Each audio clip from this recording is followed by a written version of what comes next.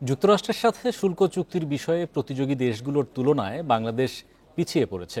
তবে অর্থনৈতিক সংস্কার শুরু হওয়ায় বিদেশি মুদ্রা রিজার্ভ ও বিনিময় হারে স্থিতিশীলতা ফিরছে।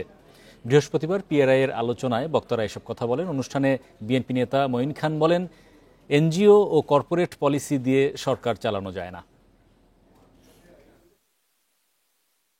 বিদায়ী অর্থ বছরে লক্ষ্যমাত্রার তুলনায় ৯২,০০০ কোটি টাকা রাজস্ব আদায় কম হয়েছে। কর জিডিপির অনুপাত তলানিতে নামায় শিক্ষা, স্বাস্থ্যসহ নানা প্রয়োজনীয় খাতে সরকারের ব্যয়ের সক্ষমতা কমছে বলে মনে করেন গবেষকরা। এতে অর্থনৈতিক বৈষম্য বাড়ছে, কমছে দারিদ্র্য বিমোচনের গতি। পর্যবেক্ষকরা বলছেন, সমন্বয়হীনতায় গেল অর্থবছর বার্ষিক উন্নয়ন কর্মসূচি বাস্তবায়নের হার ৫ দশকের সর্বনিম্ন। তবে প্রবাসী আয়, রপ্তানি সূচকে অর্থনীতি টিকে থাকার শক্তি পাচ্ছে।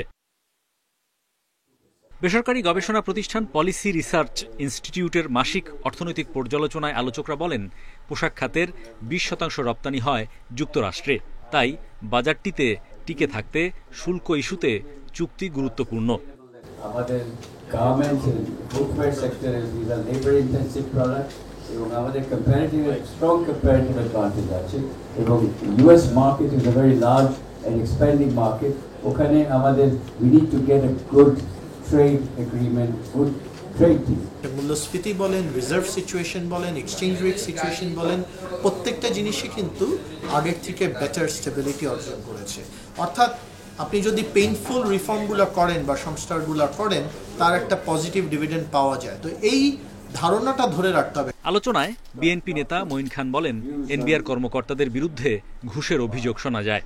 সেই সঙ্গে অর্থনীতির বড় অংশই এখনো অপ্রাতিষ্ঠানিক। এসব কারণেই রাজস্ব আয় বাড়ছে না। সম্প্রতি দেশে প্রথমবারের মতো ডলারের বিপরীতে টাকার মান বাড়তে দেখলাম। বাংলাদেশ ব্যাংক হস্তক্ষেপ করে আবার ডলারের দাম বাড়ালো। একটা আমদানি নির্ভর দেশে কেন এমন পদক্ষেপ নেওয়া হলো তা বোধগম্য নয়। দেশে সামাজিক স্থিতিশীলতা ফেরাতে সরকারের মধ্যে আস্থার পরিবেশ তৈরির তাগিদ দেন আলোচকরা। Hari Saha, independent news, Dhaka.